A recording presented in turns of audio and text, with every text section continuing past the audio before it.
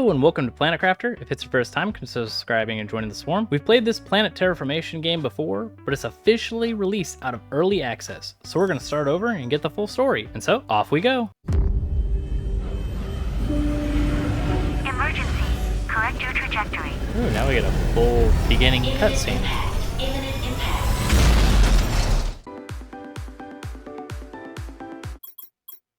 And so here we are on our little crashed spaceship.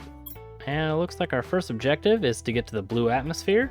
We've got a lerma seed and some space food, oxygen, and a basic water. And we have our little crafter, which we can make a backpack, and some oxygen tanks to increase the amount of oxygen that we have, and some useful microchips. So we're gonna go out and collect some necessary materials.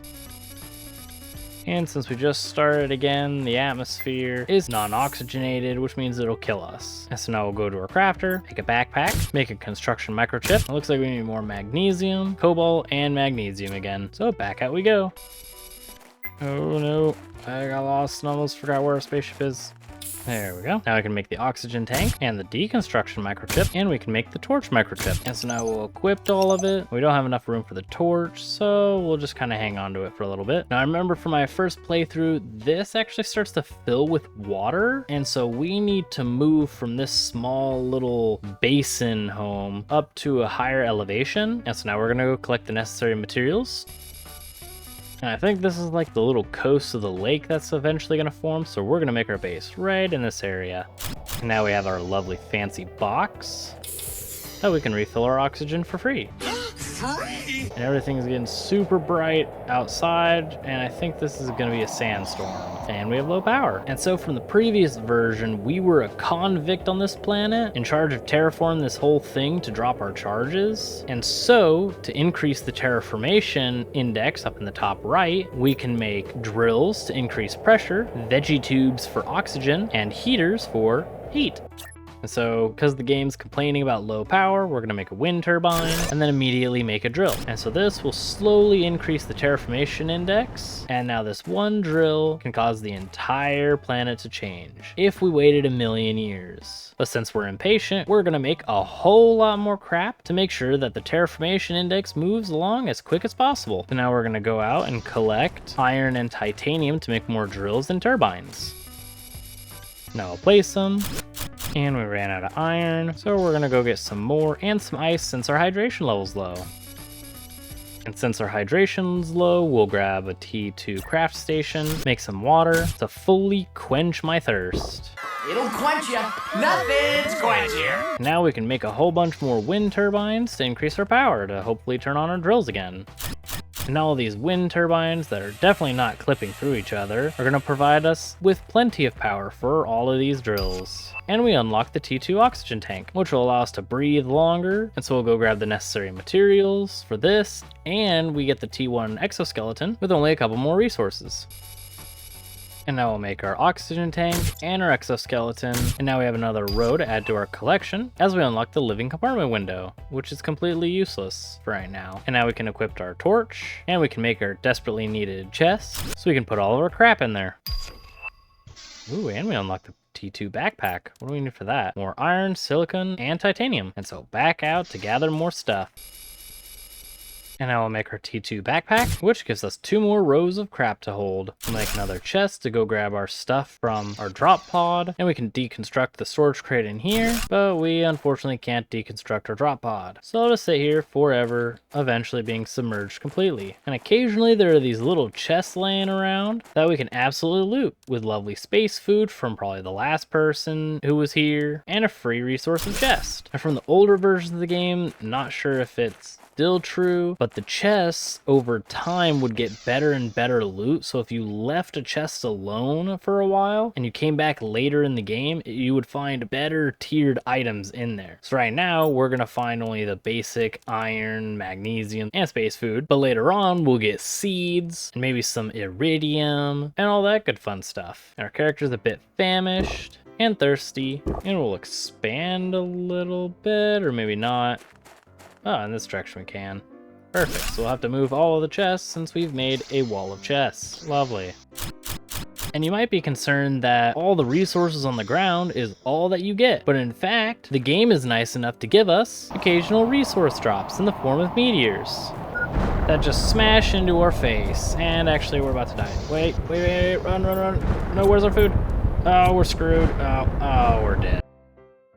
Oh, hey, look, we're right here. We get an extra storage crate. We need some food to restore our health a little bit. Oh, no, never mind. We don't get a storage crate. It just despawns in front of our very eyes.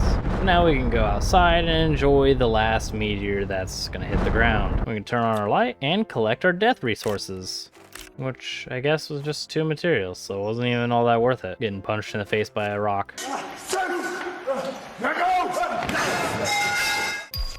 Ooh, and we unlocked solar panels as well. And now we can make a veggie tube, which is just gonna suck up our energy and give us nothing unless we throw a little baby plant in it. And so now eventually that plant will grow up and give us 0 additional benefits than what it gives us when it's a baby, giving us 15 parts per quadrillion or quintillion a second. Still not sure about that. But to give us better information, we can grab the terraformation screen and place it on a wall so we can see the very little progress we've made so far. And we can make the blueprint screen to show us all the crap that we haven't unlocked yet, but also how to get it. And so pretty soon here, we'll actually get the T2 drill. And I'm gonna guess that this is parts per quadrillion, since the next thing that we get is 1 parts per trillion. And now we've unlocked the T2 drill. And we can get the energy level screens and gives us a detailed list of what all of our consumption and productions are. And to upgrade from our T1 drills, we just need an extra titanium, but we get a massive pressure increase and we add a little bit of heat. So we'll rip these apart and turn them into these. But unfortunately, we're out of power, so we're gonna need to upgrade these lovely clipping wind turbines into the T1 solar panels, which is gonna require a ton of cobalt. So we'll get some oxygen and run out to collect a whole ton of cobalt. And so now we'll upgrade these turbines into this long line of solar panels. And so now pressure is going up a whole heck of a lot more, and even our heat's going up, even without iridium. And to get iridium, we need to go into this cave way over here so we can take a bunch of titanium and iron on the way. But instead of that, we're actually going to upgrade our backpack. We need aluminum. So we're going to head back over to that cave, build a small little outpost out there, collect a bunch of iridium and aluminum, and come back and build some heaters and a backpack and all sorts of other goodies. And that red glowy stuff is our iridium. So we'll make a small compartment, place down a chest, and now we can go around and collect some iridium and aluminum. The aluminum are these weird spiky things. And we definitely need to make a bunch of heaters, since there are these awesome ice walls that won't start melting until we get to about 100 nanokelvin. And by getting 0.01 via the T2 drills is definitely not enough. And it will also take forever to melt those. And so now with an inventory full, we'll run back home and make our T3 backpack, which is gonna give us another row of stuff. And while we were out and about, we unlocked the communication antenna, which will place this ginormous thing right here. And we can make the transmission screen so we can actually receive messages to convict JP8971-L. So it looks like we are still a convict, and we've chosen to have our sentence commuted to an extradition, which means to get our charges dropped, we must fully terraform the planet, and we can't contact them, and we get 0 ownership or value of anything while we're here. And we have another sandstorm, so we're gonna stay inside. But we did unlock the T2 veggie tube. So we'll pull our lerma out of here, deconstruct, and upgrade to the T2, which is gonna give us a whole lot more parts per quadrillion. So our oxygen is now climbing extremely rapidly. Not really, but we'll pretend it is. Now we'll need to go out and gather some more resources again. This is probably the only game that stealing all the resources of the planet is actually beneficial to the planet, because we're going to change this very red and absolutely desolate planet into something that's lush and full of life. Hopefully. We'll expand our home a little bit. Ooh, and we received a new message. Oh hey, we found Riley again, which is kind of telling us the very basics of this game, but definitely tells me that we'll be able to grow food, but we won't be able to actually grow for a lot longer. Ooh, it sounds like care packages are on the way. And judging from the very vigorous shaking and the rocks sitting in my home, I'd say it's here. And by here, I mean we actually can't even get out of our home. Get out of the way. There we go. Now we can go and collect our bountiful riches. Ooh, and it dropped some aluminum. I'll take that. And it looks like our supply drop has run out. And we have resources on our roof. which I have no idea how to get to yet. I guess I do. We can build some ladders. Ooh, and it's more aluminum, or aluminium for you British people. What do you mean, you people? And when we expanded our home, I guess we got a floating terraformation screen. Fantastic. But since it's a little chilly in here, we're gonna make some heaters. And by some, I mean so unbearably many of them that this is probably absolutely sweltering to this poor character. But while we were making heat central, we unlocked the T2 solar panels. So we can tear up a couple of these, make a couple of these to give us a whole lot of extra power so we can continue our lovely mining operation. And we got a new message, so we'll go and check the message. And it looks like our planet has absolutely no information on it other than the sector it's in. And so we are desperately running out of space food, and since we can't make our own food yet, nor have any seeds, we're gonna need to investigate a space wreck to hopefully get what we need. And so we'll collect some resources on the way. And here's gonna be our first space wreck. So we'll build a small little building outside of it. Build a craft station so we can make some water so we don't die. And we'll make a chest for any valuables as well. And now we'll go explore the wreck. Turn on our lovely flashlight. And we have crates that will have our space food, seeds, and food grower seeds to eventually make our own food. More space food, debris, even more debris, oxygen deprivation, and there's technical debris. It looks like we need a T2 deconstruction chip. Ooh, this one has a lot of seeds. A blueprint microchip. Here's a T2 heater. Ooh, and more crates. A whole lot of iridium. A blueprint, dropped iron, technical debris, and more oxygen deprivation. And the last chest has squash seeds and a bunch of titanium. And it looks like that's all we can do in this wreck. Grab what we can and carry the stuff back to our main home. And we unlock the T2 heater, but we're gonna expand our home a little bit. And now we can make a couple of T2 veggie tubes. And we can put some seeds in it, which is going to have different multipliers. So the Pestra seed is going to give us 200%, while the Shanga is only going to give us 150%. So now with these flowers growing, we have a whole heck of a lot more oxygen production. And we did get a new message from Riley. And Riley is saying that we need to build our base at an altitude, which we've already done, and that we can access caves when some ice melts. And then lastly, the message was intercepted. So we don't get that last tidbit of information. And we did unlock the T2 heaters, which means we can upgrade Heat Central.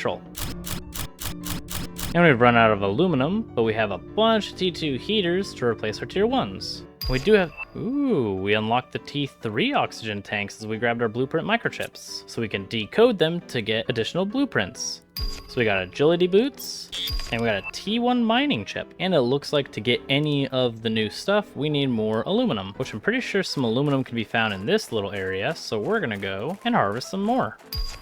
Ooh, and we unlocked the T2 exoskeleton. So we need to make a temporary shelter to refill our oxygen.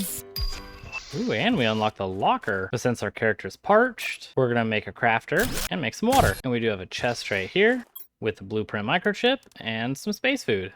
And so now we'll gather as much aluminum as we possibly can. And now with an inventory almost completely full of aluminum, we're gonna head back. Ooh, and on our way back, we unlocked the T3 drill. We'll decode the blueprint. We got T2 agility boots. So now we can get the agility boots and the mining speed microchip. And now we need to go back out to gather some basic resources. Ooh, and we unlock the food grower as we make the T3 oxygen tank and the T2 exoskeleton, which is gonna give us a whole nother row of crap we can augment ourselves with. And to make the food grower, we need some water bottles, which means we need to go and get some more ice. And I do love that even though progress is kind of slow, you can actually physically see the world changing around you as you slowly terraform this big planet. And we can upgrade these small storage crates into these storage lockers, so we can carry even more crap in our home. Now we can make the water bottles to make our food growers, to which we'll plant our eggplants and our squash. And our quest still wants us to craft a progress screen, so we'll make one and realize that we're over halfway to a blue sky. And since we brought so much aluminum home, we can upgrade some of our drills to the T3 drills. So we'll turn these T2 drills into these offline behemoths, which means we're gonna have to rip apart our T1 solar panels and make them into T2s. But first we need more magnesium. Oh, I see a whole lot of glaciers over there. That might be really interesting to go visit, because I don't think that was a thing last time I was playing. And now with a whole bunch more magnesium, we can tear apart these T1 solar panels. And I'm not sure why I can't put more solar panels. I don't understand. Oh no, we're about to die. Hold on. I'm not sure why I was flipping out, because now I can build the solar panel without the giant red cube of doom. With the power back on, our massive lasers are back on again, and pressure is going up while our terraformation index is flying through the roof. And for our T2 agility boots, which will double the movement speed of our T1s, we need super alloy. Which super alloy is over in this side, as we unlock the T1 nuclear reactor. And now we'll venture into the maze and find our way to the center with the space wreck, which the space wreck will have more stuff, but on these little plateaus is the super alloy. And so we'll make our little house, and the sky actually looks really blue as compared to just a bit ago. But now we'll go around the edges, grabbing all the super alloy you can. And we found a crate up here, which has some uranium. We'll take a shortcut through the ship, maybe finding some food that I can eat before I starve to death. Space food. Break the debris to run back, and back to the safety of our little hovel. Ooh, and we got the advanced craft station, and we reached the blue sky milestone. So we'll place a large storage locker, put all this stuff in it, and loot this wreck. Seeds and uranium, super alloy and uranium, and it sounds like a meteor shower. And it is. So we're gonna quickly go back into the space wreck. What are you doing in my swamp? Looks like there's still some technical debris, uranium, lots of seeds, more super alloy, just as the meteor storm stops, and last but not least, another blueprint. Ooh, and we have a small blueprint over here too. And these seeds give 300 multiplier, so we'll take all of these. We're actually gonna die of thirst pretty quickly here, so let's see if we can find some ice to make a water bottle to not die. And now we'll go back home with all the crap we've looted, and now we can make the T2 agility boots, so now we'll run that much faster. And we have 3 blueprint microchips, so we'll get a compass, T2 mining speed, and a T3 mining speed, which we can make all of it instantly. So now we have a compass on the top part of our screen, and we have a 30% mining reduction. And while that was happening, we unlocked the T3 veggie tube, and we're almost halfway to the next stage with clouds. And with blue skies reached and a couple of new unlocks, hopefully next time we can go and explore some new areas like that little glacier area over there. But that is all the time that I have for today, so I hope you guys enjoyed, and if you guys did, please consider leaving a like and subscribing, and I'll see you guys in the next one.